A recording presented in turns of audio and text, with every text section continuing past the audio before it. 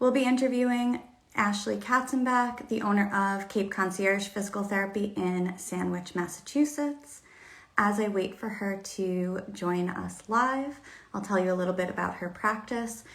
So she started as a mobile physical therapist and has recently transitioned to adding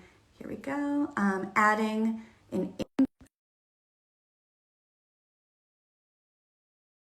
to treat patients. So having the option to either treat patients in their homes, office, or their own personal gym, and also having an office space where people can come to her. Ashley, I was just giving a very quick overview. I'm going to put you on my stand here. If you want to do your own introduction, I'd love for you to kick it off. Oh, okay. I mean, I thought it was challenging enough just to figure out how to log into this. So, my own introduction could be a challenge as well. So it's been almost 3 years of kind of taking the leap and starting my LLC, and it's been a whirlwind. I can't believe it's been almost 3 years, but it's been so much fun and scary and exhilarating all at the same time. As I think I heard you say, I started my mobile practice because I was scared. I was scared, well, what if I fail? I don't want to have a big lease and a big facility, and what if it doesn't work? So, knowing that I'm at this point in my life, I have a mortgage, I've got kids, I've got responsibilities, and I was like, what if this doesn't work? But it has worked. So right? Which we'll fast forward to that. So talk a little bit about where I think a good place to start is sharing your opening story and kind of that first year of getting started, because we didn't meet until you were halfway through that about a year ago. So tell everyone kind of the opening story, the why behind you going out on your own. Yeah. I think that's really helpful to Okay. rewind. Yeah. So I had been an outpatient physical therapist for 15 years. I turned 40 and I had like my midlife crisis. I was like, I'm so miserable. I'm so unhappy. I'm not helping anyone. I felt like I was pulling out my hair every night. I have all these skills and knowledge and passion, and yet I felt like I really wasn't helping anyone. I felt completely helpless and lost. And I'm like, I can't do this. I can't do this for another 25 years. So I need to change. I was treating a physician at the time, and she was telling me a similar struggle about her struggle as a primary care physician. And she's like, what are you waiting for? All you need is what you have in your brain. Your brain is like an MRI machine. Just go for it. Go do it. So that day I went home and I signed up for my LLC. A friend of mine is a lawyer, and she helped me, like, what did I have to fill out? What did I have to do? And I just did it. And then I went in and I gave my notice, and being the scared person I was, I also decided, well, I better have a backup plan. So I also started working for a home health agency just in case I failed. And within 3 months of working for the home health agency, while I started my practice, I was able to no longer work for the home health agency and just for myself. 3 months, really quick. Yeah. Yeah, it was very surprising. I mean, maybe the timing in that we live on Cape Cod and it happened to be a good time of year to have a lot of business. But it just grew from there. That's great. I do want to talk about the seasonal nature of your business, because I think that's a lot of what we worked together on. But before we go that direction, let's step into the big changes from in 2024, because we added the physical location. So let's talk about some of the things that you thought about with transitioning from mobile only to adding a physical space. Yeah. Well, I have to admit my primary motivation was super selfish. I do shockwave therapy as one of my modalities, and shockwave therapy is like this very expensive, robust machine, and I was like wheeling it into people's houses in this giant, like, military grade case because I had to keep it secure. And I'm like, I physically can't do this anymore. And at the same time, gym that has been in our town for a long time changed owners, and I had met the new owner of the gym, and she was so excited and she had so much energy, and I was like, and we had a lot of the same ideas. And I'm like, this could be a great fit. So I said, would you ever consider, renting out some office space? I just need a tiny little room. Mm-hmm. And she was like, that's a great idea. So we just collaborated. It's like an 8-minute drive from my house. I was able to set up shop here and unload some of my gear to increase the longevity of my spine health by not having to cart around this giant The treatment table and the um, and it was great. It was nice to have a home. I was able to kind of see more patients here. A lot of people from the gym would see me and talk to me, and everyone that works here is super nice. There's a lot of fun classes here. So collaborating with the instructors, the trainers that are here, the owners, it's great.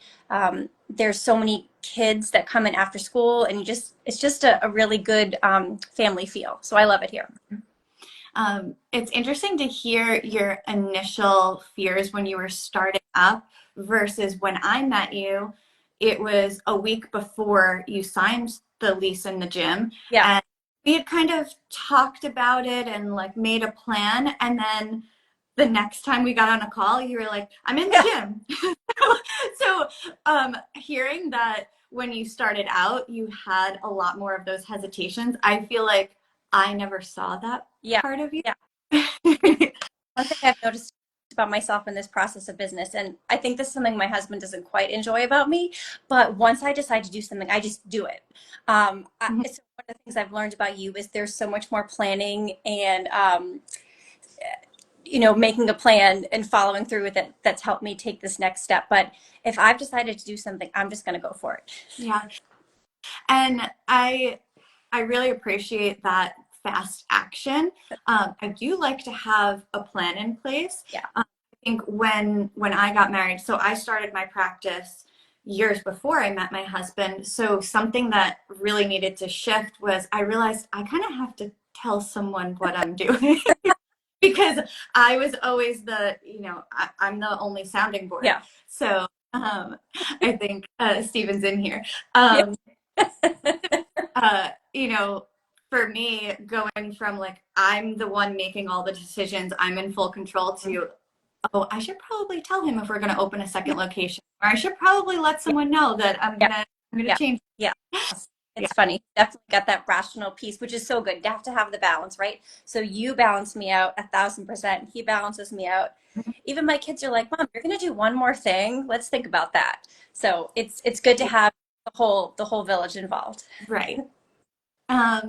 So talking about a village, other big changes last year was kind of how you were structuring your team. Yeah.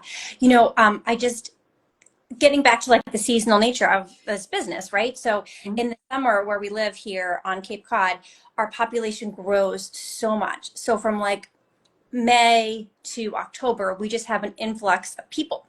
So there's more people needing care. And so I needed more people in the summertime because there's a more demand for it.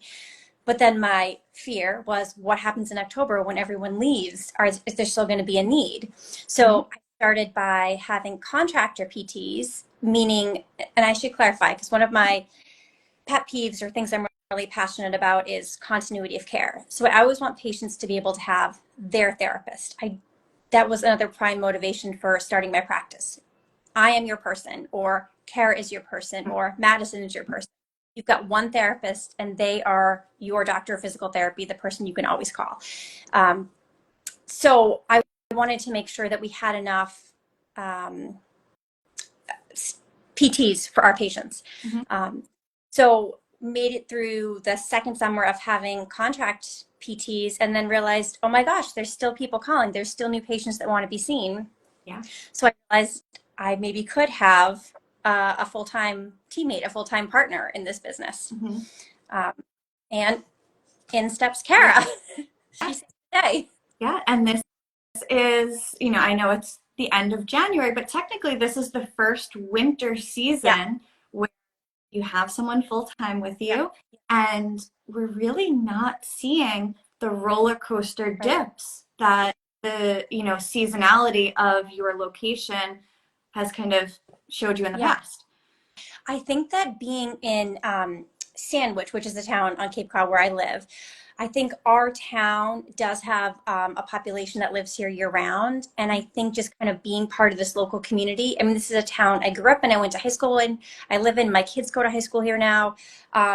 You know, I say like I bleed blue. I'm a blue knight. And so just being in this town, I think being surrounded by my family and friends has helped, right? Because this business is 100% word of mouth, right? So it's just someone talking to a friend at the golf course or the gym or the soccer field and saying, oh my gosh, my shoulder's hurting. I know who you should see. Mm-hmm. And it's a really good community feel.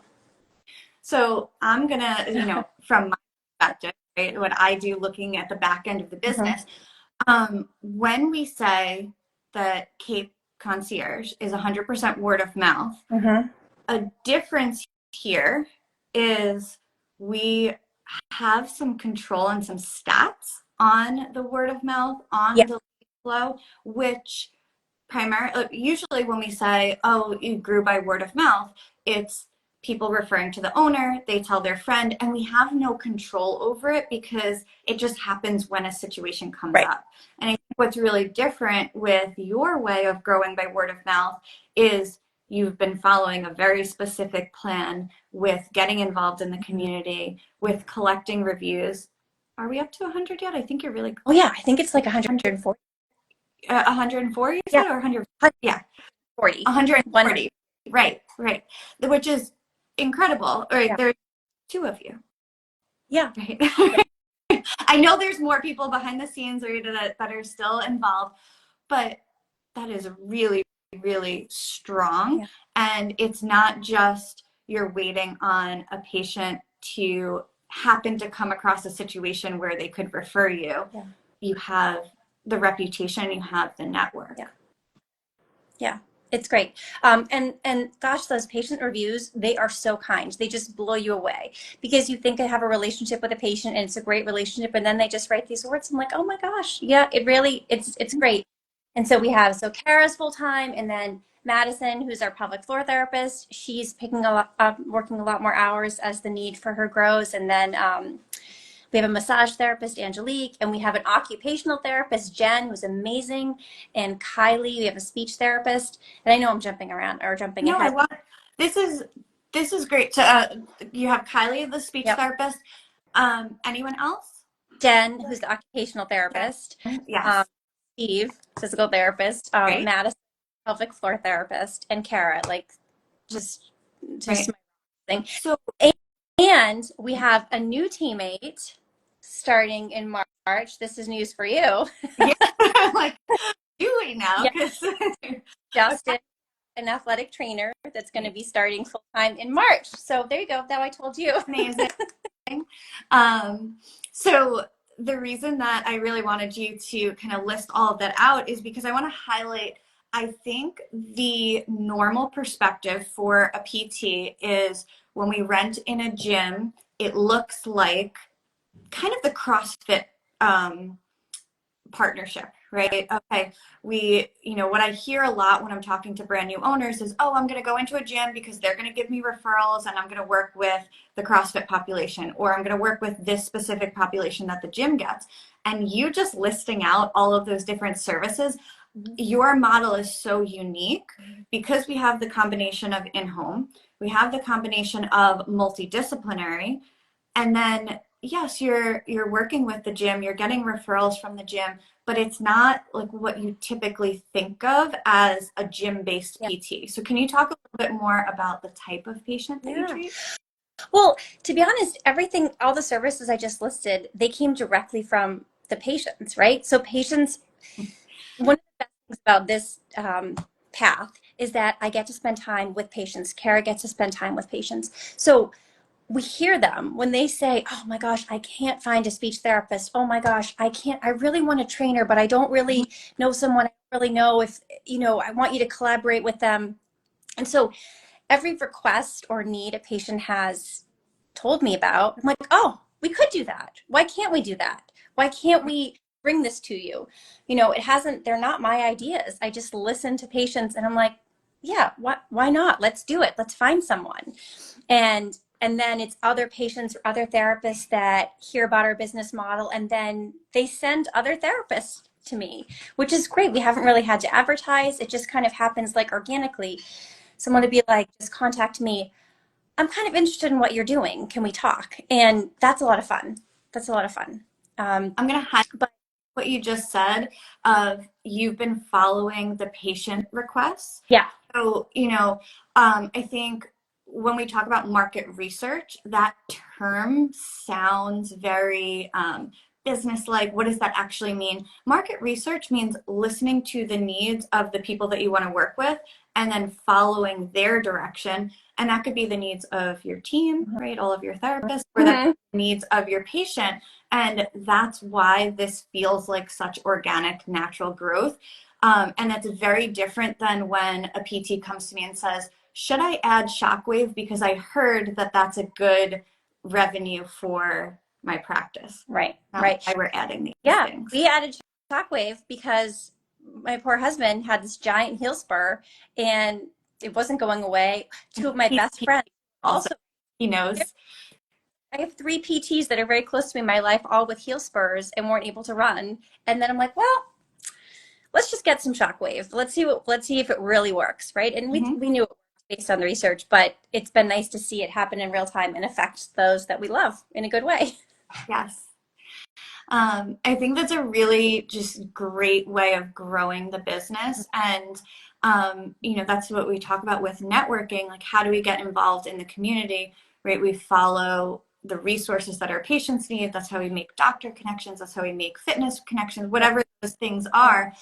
So it's cool to see it not only for the word of mouth and the patient growth, but also for your team. Yeah, I used to dread, like in the clinic setting where my boss would ask me to go do marketing, right? To go knock on doctor's doors and like beg them for referrals. I would dread it. And then what I realized from working with you and working with just in this line of work, it's just about making connections with other people. Doctors are great. They're great referral sources. They're great people, but just getting to talk to other yoga instructors, Pilates instructors, acupuncturists, my dentist, my gynecologist, right? We're meeting all of these people in our everyday life and just making connections and then just being able to have real conversations about what are they seeing? What am I seeing? And then it just feels like a collaboration, a friendship rather than a referral. Because when I'm in a non-traditional model where we don't work with health insurance companies. So oftentimes when a patient comes and they have a referral, there's that assumption that insurance is going to pay for it. And we just are out of network with insurance. So when a word of mouth recommendation or a non-traditional referral comes in, there's not that association with, well, my doctor said I need this, so I'm going to have my insurance pay for it. It's a different model altogether, and it's been great. Yeah. Can you talk a little bit about what it was like bringing other teammates in the cash-based setting? Because I think that's a big fear, or, when someone's going into a cash-based practice, they think, okay, this is going to be just a lifestyle brand. I'm going to do this by myself just so that I can treat the way that I want. And they don't necessarily think, oh, I could have a whole team of therapists in this model. Yeah. Well, I think it comes back to just what does the patient want? What do our clients need? And so the feedback I was getting from patients, which was unexpected, was that they just really enjoyed being able to spend time with us, being able to have someone listen to them, being able to have someone look at their whole body and not just a shoulder, a knee, a foot. So talking to other therapists coming in, they're excited, getting at such a novel approach, getting to spend time with patients and just treat what that person needs. It's a game changer for everyone that works here and for our patients. If someone, I know you know this, but for those that are listening, right, if someone comes in and they're like, what to expect? We're just going to have a conversation and we're going to look at you as a whole person and what is it you want to do? And let's figure out what is maybe preventing you from doing that. And it might be completely unexpected. And then that patient leaves and they have so much information and so much hope for the future that things could be different. And that's the same with the therapist, right? We feel so rejuvenated, so excited, and creative because now we have time to think about, gosh, what is happening with this patient? What's going on? And being able to actually use our brains, that we have this incredible education that we haven't been able to use for lack of time and burnout. And now it just feels like fireworks happening every time we meet with a new patient. And I think the energy is just contagious from the different clinicians that work here, and then the patients that are coming in. Yeah. I think highlighting the volume, the reduction in volume and the time and space to treat the patients one-on-one, freeing up that mental space to be able to think through, to be able to get to use our, clinical reasoning skills and really get into the why behind it. Yeah. You allow your therapist the space, I think, and you have a walking club, right? The weighted walking club. Like, I know that you and Kara go on walks together and really talk about cases and get into like the behind the scenes of what's going on with the patient. Yeah. And it's been interesting, like every phase of our life, Kara and I talk about this a lot. So like when we first graduated, we were excited about treating, all these complex medical patients because we had so much knowledge. And then we got pregnant and we started wanting to treat pre and postnatal. And then we had babies. So we wanted to treat babies. And then we, the moms that were carrying around the babies and the dads that were carrying the car seats. And then our kids, played youth sports and we wanted to treat young athletes. And now we're in perimenopause and we just want to treat menopausal women. And it's like for every phase of life we go through, there's something new and exciting that we want to learn about and that we're passionate about. And so it doesn't mean we don't have that knowledge we had when we graduated, but it just kind of layers and layers, and we have real life experience. And I think that patients can relate with that, right? So every therapist brings something new. Like Madison is about to get married. She's in that phase of her life. And Kylie just had her second baby. She's in that phase of her life. Justin has 2 young kids at home and he still wants to play volleyball on the weekends. Steve wants to like get back into weightlifting. So it's like we're all in these different phases, and then this is all relatable to our patients. So it's great to be able to like walk with Kara and talk about what's going on in our lives and what's also going on in our patients' lives and figure out what they need, what they want. We've been doing these workshops. Kara's going to be doing this. She's a menopause coach now, and she's going to do these menopause workshops, and it's certification. It's like everything that's going on, it gives you energy, and then you're coming up with these plans that your patients are excited about because you're excited about it. The key is limiting the hours of patient care, or limiting the amount of patients seen in an hour, right? Allows you that time to be a well-rounded person, right? Everyone talks about work-life balance, right? It came up at the event that I went to last night. And like, work-life balance does not exist, right? If we're just being honest. Yeah. But if you are doing these things that you enjoy at work, at home, that also makes the opposite more enjoyable, right? So if you're able to play volleyball on the weekends because you're not absolutely exhausted and drained from your work week, then when you come into the clinic, you're more refreshed. You're more likely to be creative. You're more likely to film social media content. Your social media has been it's such a quick improvement. Talking about when, like the first time I asked you to post versus now everyone on your team is filming and excited and there's all these ideas and you're 4 weeks ahead in batching? Easily. I just keep, it's so talking with the other clinicians and teammates, you just get ideas and then we just start writing down the ideas. And then these are all things that people want to hear about. Like we did our balance and vertigo workshop yesterday and 40 people there. It was so exciting. That one was so full. Yeah. But afterwards, the question and answer, which was like 45 minutes to an hour long, the patients kept coming up with questions, and then it was like, oh my gosh, they're telling us what they need. They're telling us what they want. So then afterwards, Kara and I were brainstorming, we're going to do X, Y, and Z now because this is what the patients want. So it's just, it's so much fun. Yes. So then that gives me ideas, and then you've got me all organized now, and so I can just plug things in my planner, and then my thoughts have a place to go. I just feel like I do a brain dump with all my ideas, and Kara's ideas and Justin's ideas, and then they're there so that we can go back and reference it on a clear head. Yes. And, I think when we first started working together, there were a lot of ideas about marketing and SEO and like a lot of trial and error. And we just kind of took that and streamlined it based on what you enjoy doing. And also, so, I know at first you didn't enjoy social media, but the social media practice, right? And you recording yourself has allowed you to go and do the in-person workshops with you really enjoy. Yeah. And workshops are not a part of my like standard marketing plan, but you enjoy them so much. Your community loves them. So we built that into your plan. And practicing recording yourself before speaking in front of a room of 40 people is super. Yes.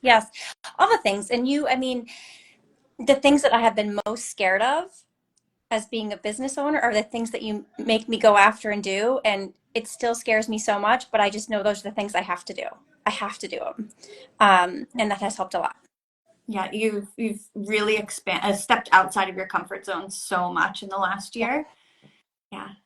Okay. You have one patient who is raving about receiving shockwave from you last week. Okay. And then someone is asking a question in the comments about EPAT shockwave. So I am not trained in shockwave. I don't know anything about it. So I'm going to direct that to you. My orthopedist is recommending EPAT shockwave. Yeah. So EPAT just stands for extracorporeal pulse wave activation technology, right? And we just call it shockwave for short. But that is what we do here in the office, right? So I think the patient I had a patient in the office last week, and so traditionally we use it to treat plantar fasciitis, Achilles tendonitis, golfer's elbow, tennis elbow, any of those like tendinous areas that calcification might have formed in, and we use it to kind of jumpstart your body's natural metabolism for healing. But I often use it as a diagnostic tool. So I had a patient last week and I really thought, oh, this just doesn't seem right. Something's not right here. And we used some shockwave over the area and it really seemed like it was positive for a stress fracture in kind of a non-traditional area. So that was helpful. Then I could communicate with her doctor. I sent her doctor a text message. This just happens to be a good relationship. And we were able to get that patient some imaging, which was great. That's the other great thing about meeting some of these providers is that you get to form a relationship and they know I'm not going to ask them for something if it really isn't needed for the patient. So again, just kind of getting to skip through some of these steps. But yes, we use shockwave all the time. Great. And then I see the question right there. So shockwave therapy is not covered by any insurance anywhere. So I sorry about that. And that's pretty common with some of these, other services that they don't go through insurance. Is it true that you're the only provider in the Cape? Otherwise, you have to go all the way to Boston for shockwave? As far as I know, I mean, I get a little bit sometimes because I use the shockwave machine that I have that was recommended by Adam 1040, who's up doing all the research up at Mass General at the Running Institute. So that's the unit that I use. I know there's other units or other types of shockwave. So is it possible that there's a different kind of shockwave on the Cape? I really don't know. Okay. Yeah. But that's something definitely to highlight. I don't think I knew that. And as far as the cost, I'm going to direct you to go through the Cape Concierge website, and then you can speak with Ashley off of the Instagram Live just so that you can get all of your questions answered. Ashley, other question that I wanted to ask to kind of wrap this up. Okay. So people that are going to be watching this back are in all stages of business. They might even just be in the idea stage. They might be multi-clinic owners. What is something that you do now that you didn't know that you would do when you started the practice? And then my closing question, I'm going to give you both at the same time. My closing question is going to be, what advice do you have for other practice owners? Okay. So I didn't realize that I would be using my psychology degree as much as I have been. Love that. I think that when you get to spend more time with people, you realize how much more holistic this really is. And it's not just maybe it's more than the musculoskeletal piece, right? Maybe it's the holistic piece, the psychological piece. It can't treat, like you can't, what do they say? You can't cut off the body to save the head, or I don't know. So, Yeah. so using some of my knowledge from college that I didn't think I would use again. I'm learning so much about you. Yeah. My undergrad is also in psychology. I don't think we ever talked about Nope. that. That is new information. Okay. And then advice for Advice, business owners. advice for business owner could just in general. Do the thing What you're is scared of. Do the thing that you're scared of. That's it.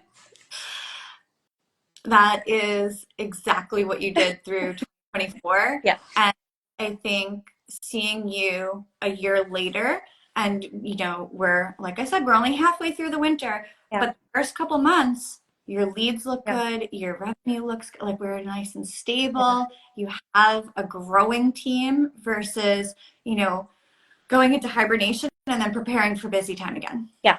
I'm Yeah. It's really exciting. so proud of your growth. Thank you. Couldn't have done it without you. It's true.